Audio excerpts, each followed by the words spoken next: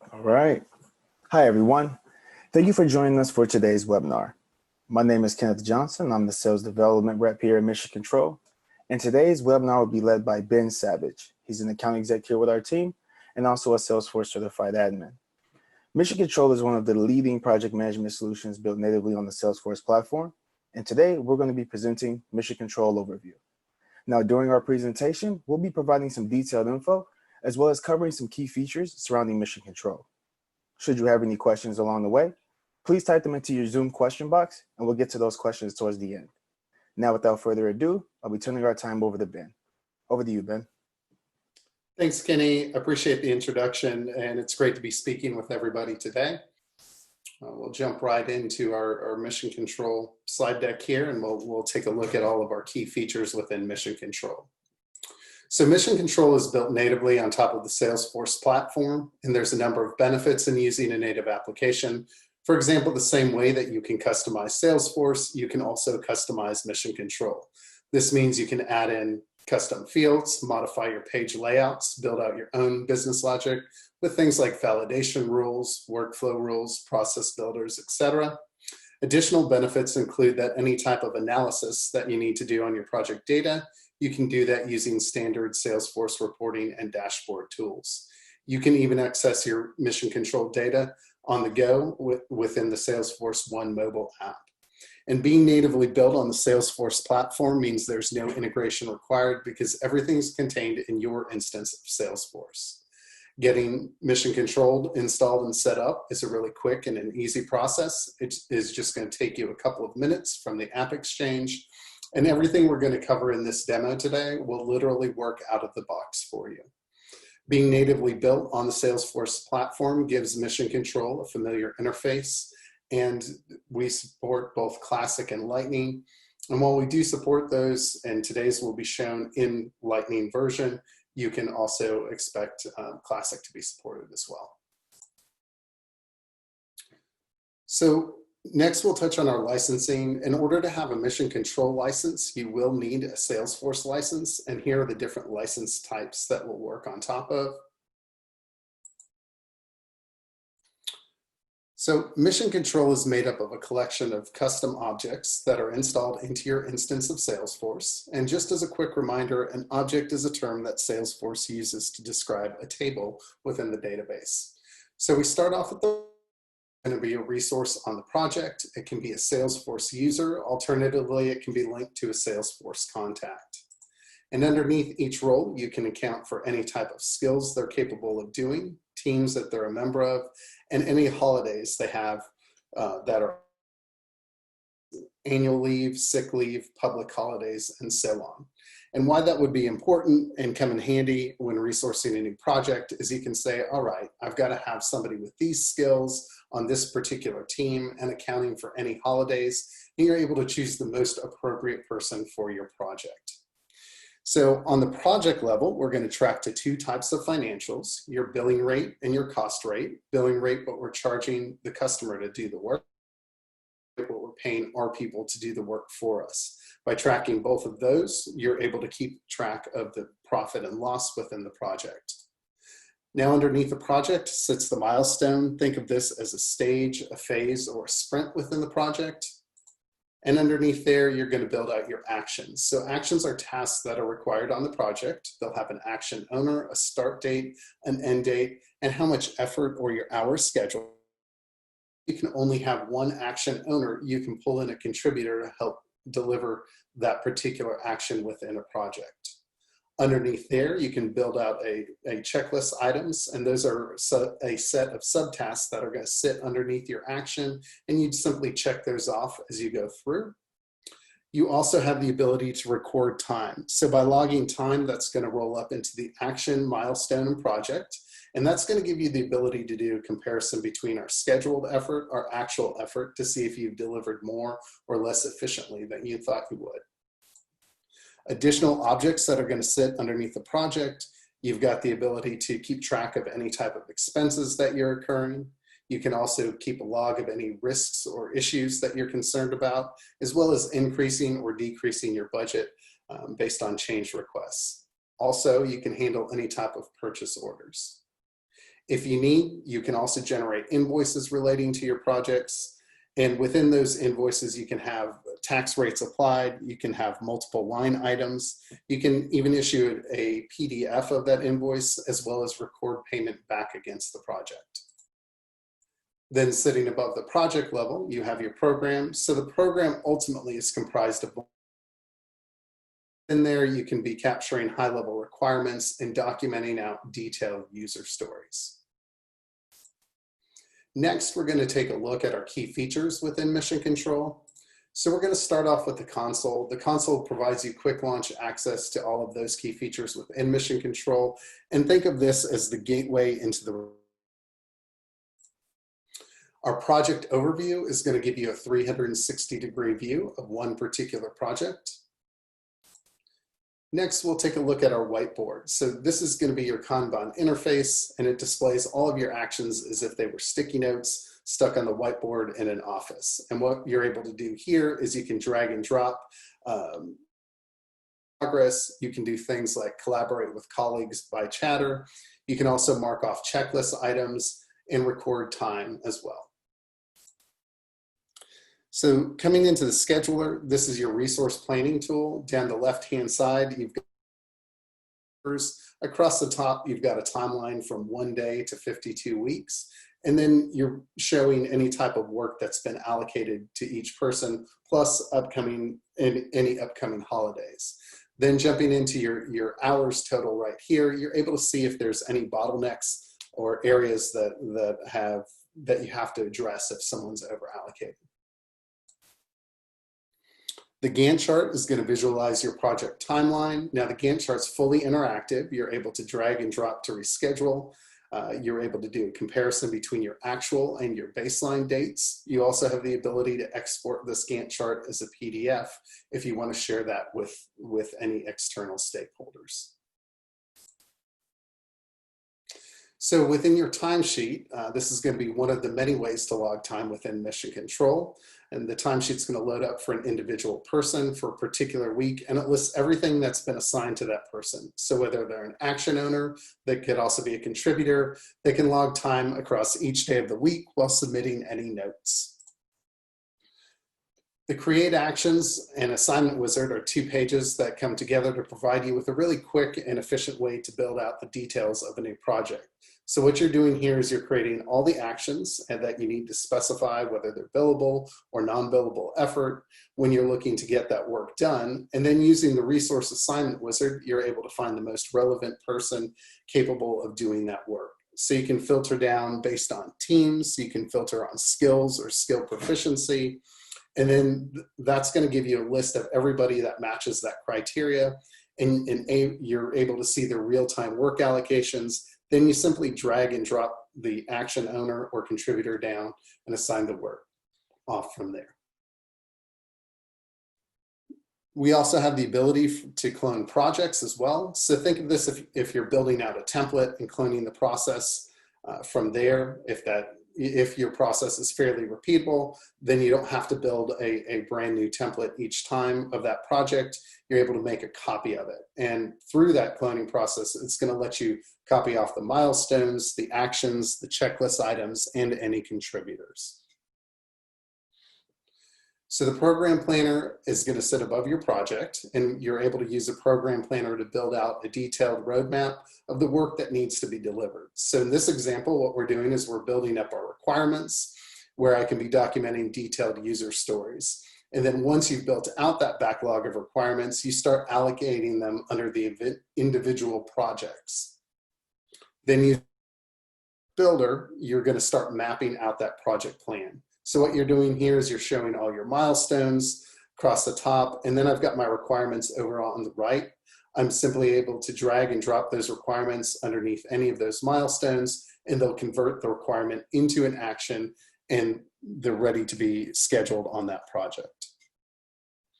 Next, we have our action pad. So this is a great place for an individual to go and say, all right, show me everything that I need to be working on. For example, I could filter down and say, show me that all the actions that are assigned to me that haven't been completed, but that need to be completed this week. So here you'll get some charts at the top providing you with a summary. You also get a working list going down, access into chatter and any checklist items. The issue log, it's going to be fairly similar in design to the action pad, but this is if you're wanting to keep track of any issues on your projects. So you can manage those via this issue log. Again, you can see the summary charts up at the top. You've got a working list on the left, and you've got the detail over on the right-hand side. Your PMO dashboard is going to give you an efficient way to provide high-level insight into how your projects are performing on both budget and schedule. The revenue recognition page will let you have a forecast of how your revenue is going to be recognized based on the schedule that you've laid out for your project. So what you're able to see here is your scheduled effort, your actual effort, and you can see your projected effort as well. And you can view that across a number of projects, as well as you can view it for an individual project too. Then finally, we come into the role utilization. So this is meant to show you how many hours one is meant to work, how many hours they have worked, whether that's billable, non-billable, or accounting for any holidays. You can also see their overall utilization, as well as how they've been performing against their own billable target. And finally, this is a little bit of information about getting set up with our 14-day free trial. So it's really easy to get set up. Just go to the AppExchange, click Get It Now. Install is going to take about 2 minutes. You're sent over a quick start guide, and that's the easiest and fastest way to get set up with Mission Control. You can install into production or sandbox. And we always like to set out a sample project call about halfway through that trial. You can certainly book a full live demo with us at any point, and then talk to our support and our resources. So we have full resources online. We have it's a complete knowledge base. We've got videos, user guide, as well as an online learning portal called Learn Mission Control. And then should you need further assistance, you can always reach us at that email address, and we'll usually have an answer back to you with resolution within about a 2 to 3 hour time frame. So next, it's demo time. We're actually going to jump into our demo environment and take a look around Mission Control. So coming in, this is going to be our Insights tab, and this is going to give you into this project. We're working out of the Principal Technology website. And in the Insights tab, it's going to give you a complete overview of what's going on within this project. So I can see things like completed, overdue actions, project owner, and a lot more additional information down below. Next, we'll take a look at our overview. So within the overview, I'm able to see things like my completed actions, any overdue actions, and then I'm able to click into each one of these and drop down the next level of the project. So again, I've got my milestone as design, my action name is project scope, and my checklist items listed below. Should you see this red right here, that warning triangle, that just means it's past due or it's due today. From here, we'll access our time logs. So again, I'm able to see my ideal hours versus my actual hours. It's going to give you some more information. And then I've got a timeline right here, and I can come over here and actually create new time logs if needed.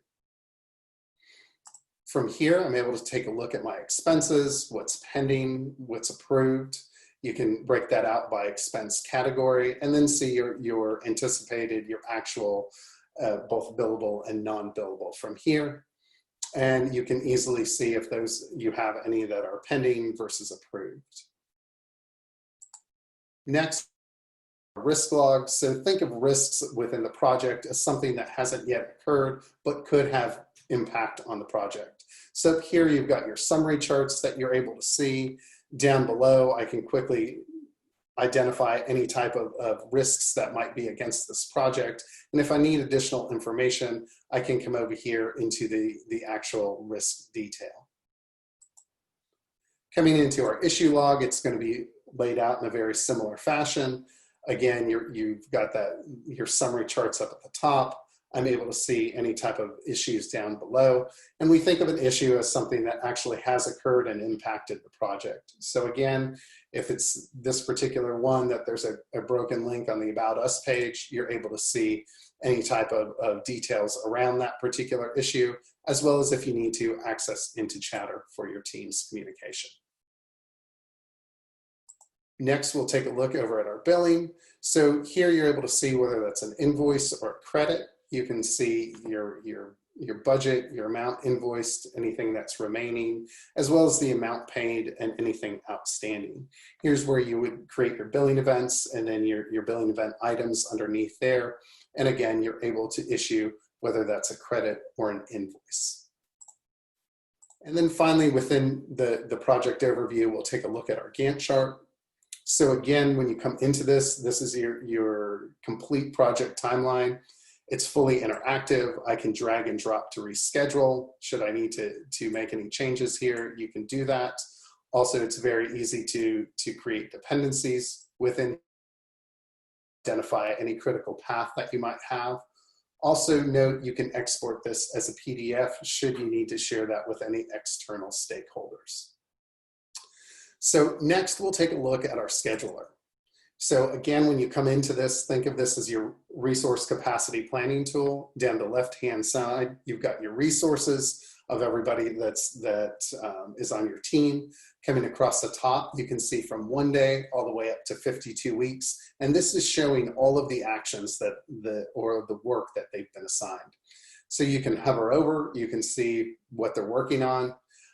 You also have the ability, if they're over allocated right here, you're able to drag and drop that action and you can reassign that work if needed.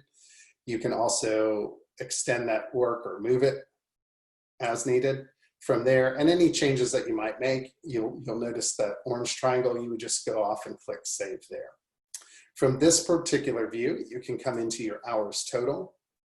And so what this is going to do is this will quickly allow you to see any bottlenecks that might be on your team based on allocation. Should you need to make any changes, you would just jump back into the Actions tab and reassign that work. From here, you're able to come into your hours detail, and this is going to show you both billable, any non-billable hours you have, as well as pulling in any type of Salesforce events that from your calendar that will give you a complete overview of all the work that is going on within your team or any type of meetings that they might have coming up. You also, from your projects view, this is going to combine all your actions into one quick view. Again, it just gives you it on projects level. You can also set this up on master team. The scale, you can look at this by hours, days, or weeks view. And you can also export this as a PDF. Finally, I'll mention that you can set up and you can custom filter however you would like, and you can set up these preset filters so they're available, or your saved filters so they're available anytime you need to jump in and take a look at any of your teams or any of your criteria right there. So next, we'll take a look at our whiteboard. Again, think of this as your whiteboard in your office you've got sticky notes all over it. The first thing to note is you're able to extend that action right there. I can drag or I can reassign that action should we need to. That's just going to go off and reassign that work. And once that loads up, then we'll go in and actually, give me 1 second here. Let's try and redo that real quick. So once that loads up, let's go ahead. From here, you're able to just move that over, and that's going to record the progress. So in this case, we've completed that particular action. So working our way down the side of this action, you have your action ID number up at top, or your PAN number, which is randomly assigned. You have action, milestone, and project. These 5 fields you can customize, and this is going to show you how much time has actually been completed on this action. Moving over to the right, I can see who the action owner is. You have access into Chatter. You also can build out checklist items should you need to. You can access our issue manager to record any issues relating to this action. You can log time, or you can also use time tracking, as well as jump into the entire action and make any updates right there that you might need to. Also, your column headings up here, you can access that and make any changes that you might need, as well as your summary fields here. You're able to come over here and make any make any changes and filter that how you'd like. Speaking of filtering, you can also set up this whiteboard, just like we were looking at the scheduler, and you've got the ability to add those whiteboard and preset filters right through here. Next, we're going to come over and we'll take a look at our Gantt chart. Now, the difference between the Gantt chart here and on the project level is, for the project level, it's just that on the single project. Through the Gantt chart tab, you're able to see all of your projects in one global or portfolio overview. So when I come into this, I'm able to come across and look at any of those projects that I might be working on. If there's a lot of detail around there, and there is, then you're able to come through here and just collapse that down. Again, I can come over and easily see what's going on. I can turn on and off my baseline dates to see how those projects are performing. Additionally, you can come over here and you've got access in to sort this in a variety of ways, from projects through categories. So you could do that by account, project owner, program. So we give you a variety of ways to sort that information. Again, this is going to have the same functionality as that original Gantt chart that we were looking at, and you can export this as a PDF as well. And then next we'll come into our timesheets. So when you come into the timesheet, what you're looking at here is this is going to be for an individual loading up all the work that they've been given over an entire week. So I can come off here and load up some additional things within this particular timesheet. Like if we were to go in here and say, all right, we've worked, we'll go ahead and say we've worked our full 4 hours right there. You would just double click, make any type of notes right here, go off and save that, go through and update as much as needed. And then any changes that you've made are going to be save timesheet. Note that it's going to account for any type of billable, non-billable, your holidays, and then give you an hour total for that running week for your overall total there. Also, you can access, should you need to, your issue manager directly, so you could log any type of issues against this particular action, as well as build out your checklist items, and then also access into Chatter. So this is going to be one way that you can log time. Additionally, you can come into the calendar converter, and you've got a few more options as well. So this is going to pull in any events from your Salesforce calendar, and you can log time there. It'll also pull any actions from your projects, and time can be logged as well from there. And then ultimately, the next way you can do it is you can actually just grab a block of time, and that's going to go ahead and give you access into this log time window. And so what I can do is I can go through and I can actually select the project. I can go through and select the milestone and then any action underneath there. If you need to make any notes, you can, but you don't have to. And then you just hit log time. That goes off and logs time right here. And that's going to be just the same as using the timesheet. And then finally, in regards to the timesheet, you do have access for approvals. So should you have those set up, then you would just come in and approve. Or if you need to reject that, you can. You can put any type of comments, and you also have access in through Chatter. Next, we'll take a look at our action log. So again, this is going to load up all your actions of all the projects that you're working on. You've got your action summary, any overdue actions, your hour summary, as well as a checklist summary for you up at the top. And then coming down here, you're able to see all of the actions that you, as an individual, or if you want to filter down by a team, you certainly could do that. So here we're coming across, I've got what project and milestone that's associated with what the action actually is, my status, my hours, scheduled as well as complete, anything that's remaining, your start, your end date, and then who the action owner is, access into our resource assignment wizard, and as well as if you needed to log time or that issue manager. Now let's say that I wanted to take a look and see a little more detail around that particular action. I can click in and I can see any type of related checklist items. You can have access into Chatter as well as detail on that particular action. So that's going to conclude this part of our demo. I'm going to go ahead and I'll turn it back over to Kenny at this point, and we'll open it up to any questions that you might have. Perfect. Great job, Ben. All right, guys. Now, just as a reminder, please be sure to type in any questions into your Zoom control panel, and we'll be sure to get to those as we move along. Now, Ben, all right, so one of the questions we have here, if I can get this box to open, perfect. All right, so it says we've recently rolled out with CPQ and started using products in Salesforce. I was wondering, what's the best practice in terms of getting a project auto-created? Would it be upon closure of an opportunity, depending on the products attached, or can they create a program and projects and milestones? For instance, if a license is closed, it would create a support program that will remain open as long as the customer is active. And it also says if it was a service, it would create a service program based on the products. It would create a onboarding project or a integration project.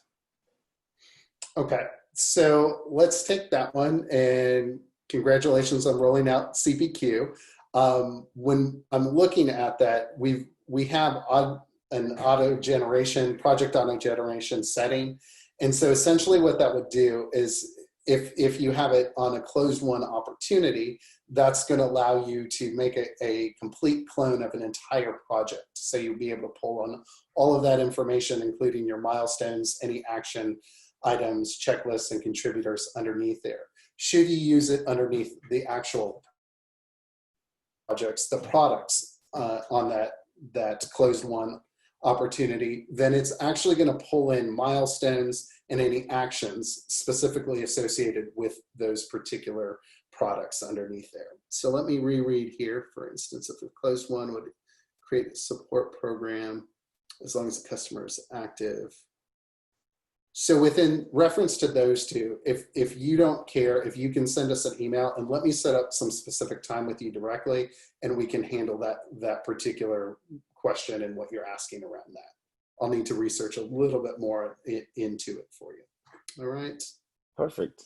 All right. And then the second question is, so they're interested in having a view of the productive utilization rate, which would be a billable hour plus non-billable customer hours, plus projects that would need to provide a wide customer benefit. And also, in addition to that, training and total available hours. What is the best practice to be able to pull this off together? All right, so if we're looking at the utilization rate and you're putting in your billable and non-billable hours, we can certainly account for that on the action level. And then projects would provide a wide customer benefit, so plus training and total hours available. So you would I would break out your billable and your non-billable, as well as your training. Like you could have your training set up as individual actions, and then account for that within the project level.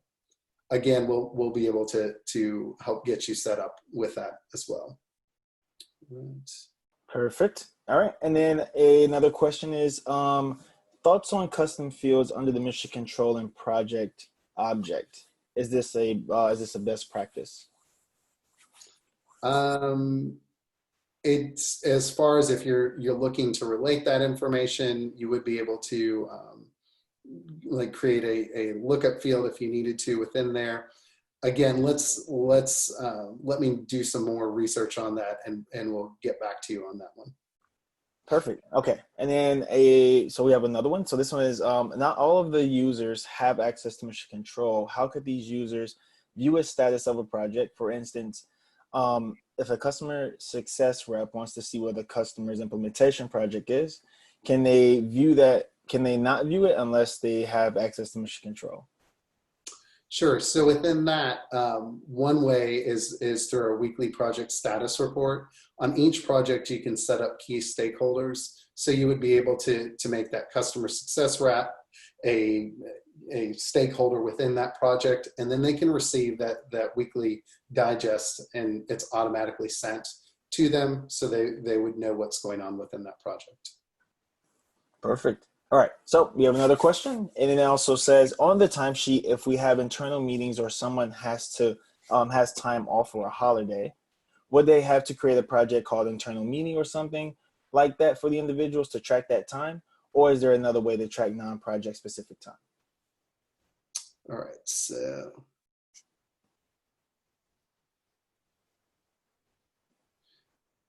within that, there will be a couple of ways to look at that. If you do have internal meetings, again, the way that you would be able to do that, if you're looking to track it on the project level, then you could build it as an actual action underneath the milestone within that, as well as if you're looking to just account for it within the scheduling or scheduler, then you could actually just create the event for that meeting within Salesforce, and it would pull through to block out that particular holiday. Perfect. And then we have another question. This one says, how to log time on Salesforce cases? So as far as logging time within the Salesforce case, you could certainly, our best practice is we would relate that back to, like, we would create a case lookup field within the particular issue. And so that issue would be related back into that case, and you could log time against that action. All right. And then another one, it says a similar question to the first question. If they're setting up products as labor or resource and schedule start date, can these products from an opportunity be turned into a resource in mission control?